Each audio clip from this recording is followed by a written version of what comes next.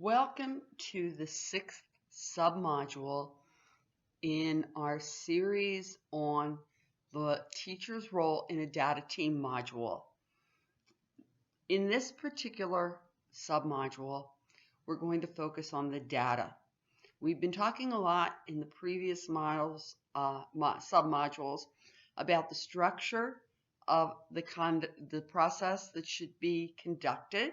We've talked about some strategies on behavior during the meeting and planning for the meeting. Now we're going to be talking about that heart of the matter, the data. Now, the first thing we want to draw attention to is how important and critical the teacher's role is in these activities of the group, the collaborative activities. Oftentimes, teachers approach this as, just being a listener, just being someone who's going to be given marching orders, rather than a vital part of what contributes and enriches the decision making at the table because of data. As you're going to learn in the next few slides, that the data coming to the table is critical to influence the suggestions, to set up a plan that will reflect improvement, reflect the need for change.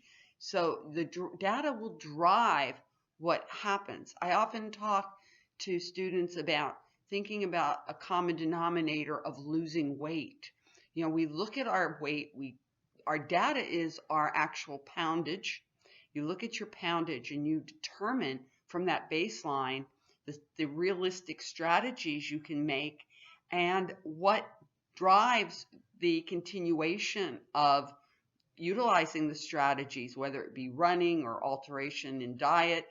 What drives that is the data. Do we lose the weight we expected? Do we have a better BMI number? That's what drives it. So we're very familiar with that scenario in weight. Now we need to apply that mindset to the data of improving our classrooms and our students' performance. Now, there's a very, very good document that was prepared through the U.S. Department of Education, the Office of Planning, Evaluation, and Policy Development. And the text discusses that teachers should adopt a systematic process for using data. First of all, for collecting data, for having data available, and then taking it the next step of using it in order to bring that evidence on their instructional decisions. Why are you doing it?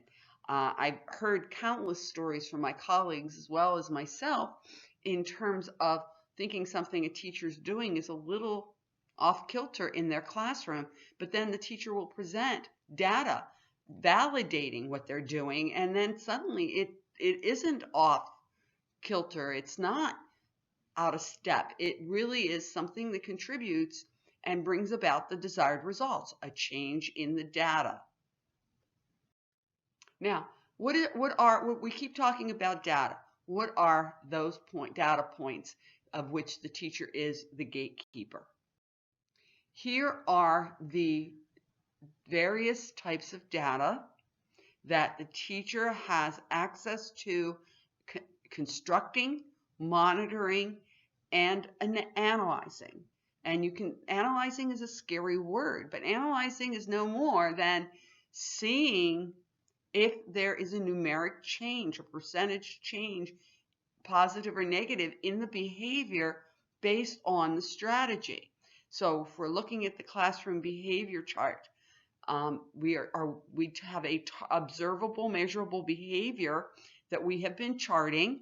Do we see a change? And if we do, either positive or negative, what facilitated? What was the impetus? What was the antecedent for that change of behavior? And we need to analyze that. That's simple analysis. You have attendance records, which is a big part of our movement of looking at children's attendance as a contributor to many aspects related to classroom behavior, as well as they're charting their trajectory in the education arena. So all these bullets are things that the teacher has access to and should be monitoring. You might surprise you to see class projects on there. That can be very telling about a student's manner of receiving information or expressing information or interests, their ability to work with others. Those things are all evidenced. So if you look at these bullets, some of this is going to be anecdotal and it's going to be qualitative data, your observation. You're a teacher, you're a professional, you're capable of qualifying what you're observing, what you have product of, and seeing patterns to it. And there is much there that is quantitative, that you can bring numbers to the table, percentages to the table. Now, there are 3 recommendations for teachers on reporting. It's important to collect and prepare a variety of data about student learning and behavior.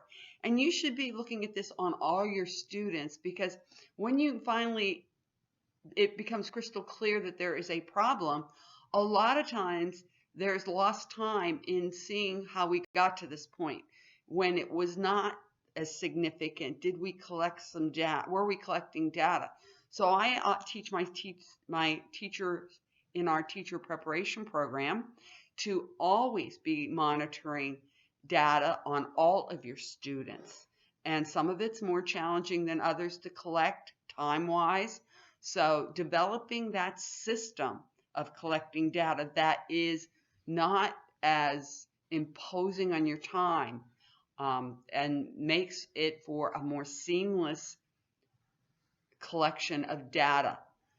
Because again, by the time it becomes an intrusive problem that is causing damage to the students' flow of learning or the flow of your classroom, much time has passed and much data has been lost if it hasn't been collected. And developing a hypothesis. Remember, a hypothesis is an educated guess based on facts. And again, those facts can be qualitative and quantitative. So I have my facts and I'm developing an educated guess about what is causing the students' learning and behavior problems and how we can move forward with a strategy to support that student in overcoming those obstacles.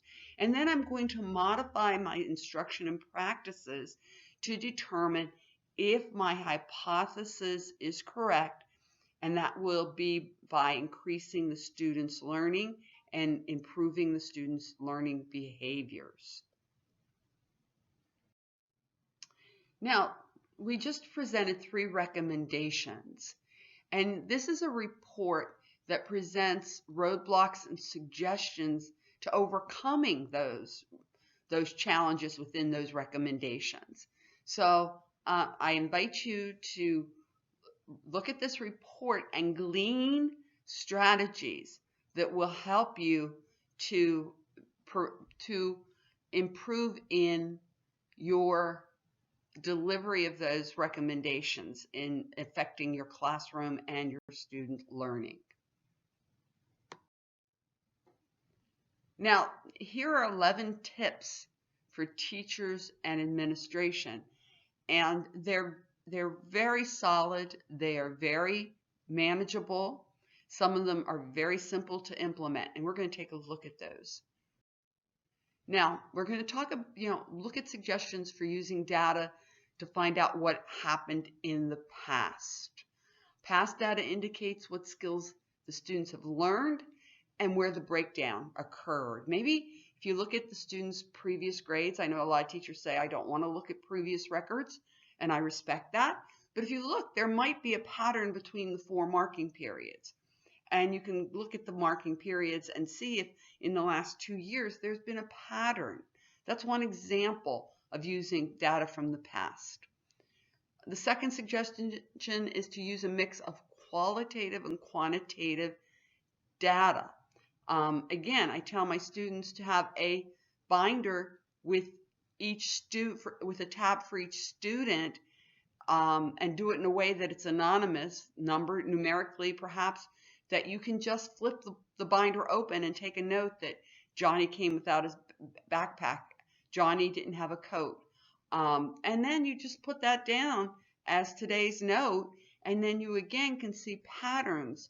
I've told students to be mindful of Mondays and Fridays because a lot of times students engage in activities or a different change of environment on weekends that can affect a Monday, Friday. And even if you can't really, obviously can't do anything about what occurs on Saturday and Sunday, you can set that student up for success on Monday, or set that student up for success Friday going into the weekend. And that's examples of qualitative data. And understand what data can and can't tell you. Okay, certain data can answer one question but not another.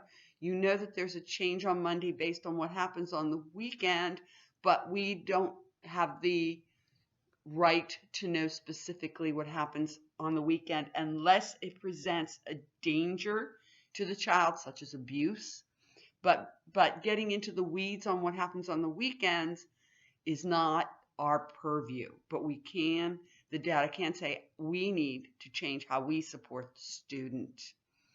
And number 4 is keep an eye out for unexpected trends. The unexpected trends are things that may happen on Wednesday, or a trend may be whenever the student is called to art, or called for recess, or going to lunch. You see maybe even a slight change in behavior. Students always last in line. Could be totally insignificant, but tracking that pattern and asking the right questions will give depth to what data told you. And number 5, using a variety of data tools, quantitative and qualitative. And again, there might be hidden patterns and insights. I teach my students a lot about item analysis. When you look at a math sheet particularly, it's easy to use that as an example. I give the student a sheet of 100 math facts, and I notice that every one the student has wrong falls within the 7 tables. And when the items repeat themselves over 100 items, the student may have a 90, but the only thing they missed was a 7 table numbers. I mean, this is a simple no-brainer, but this extends to other activities that the student may be, their data, their numerical scores are influenced by some specific learning that needs to take place. And that will be number 6, devise new lessons based on that. And number 7, discover how to use data to improve student performance. Again, that same example about the math. Or again, something about going into the lunch line, helping the student overcome some fear in the lunch line. Maybe the student is upset because they use a free lunch ticket, or there is a way that the cafeteria lady says, oh, just keep going, you're free lunch. And that's embarrassing to the student. So in an analysis, I have seen those things that we thought couldn't possibly be happening because people know better. People don't necessarily understand. They're doing their job and they don't realize there is an aspect of their job that is causing angst for a student. And turn to multiple sources of data. Again, this one piece, you may be able to look at another piece of data to reflect on this piece of data. So data can, influence others. It can be an accumulative type situation where one leads you to another. So look at multiple pieces of data. And you need to take the time, as Dr. Steele says, to have conversations with colleagues and see what they see and what their experience has been, particularly with that student. And understand when data may not be suitable. My mentor at Penn State, when I was doing some postdoc work, told me how she became so blindsided of checking a student's behavior, that in a high school, she followed a young man into the men's room. She had her little clicker and she's clicking the student's particular behavior, repetitive behavior, and she followed him into the men's room. And here came the male principal behind her to tell her how inappropriate it was. But she had this data-driven mindset. But data also has limits also. So we need to be respectful of those limits, and not all data analysis goes the same way. Prepare visuals. Charts are very helpful in collecting data, and they also can engage the student. Seeing bars colored on a chart and seeing progress is energizing to the teacher and the student. So visuals are so good for data. And use data to plan for the future. And looking at the next chapter in the text, I have noticed that Johnny asks to go or leaves to go to the restroom every time we're reading aloud. And sometimes in the busyness of the classroom, you don't see that Johnny's leaving the classroom every time that it's time to read aloud. How can I support Johnny in not having to focus on escaping that particular behavioral expectation? Now, reflect on the five specific suggestions in this PowerPoint, and how can these be concretely implemented in your activities? I know some of them were meatier than others, like the 11 suggestions. So, tease out some of these that spoke to you, or maybe some that you kind of shied away from because it's too much work to change. So challenge yourself to reflect on 5 specific suggestions that can be implemented in your activities.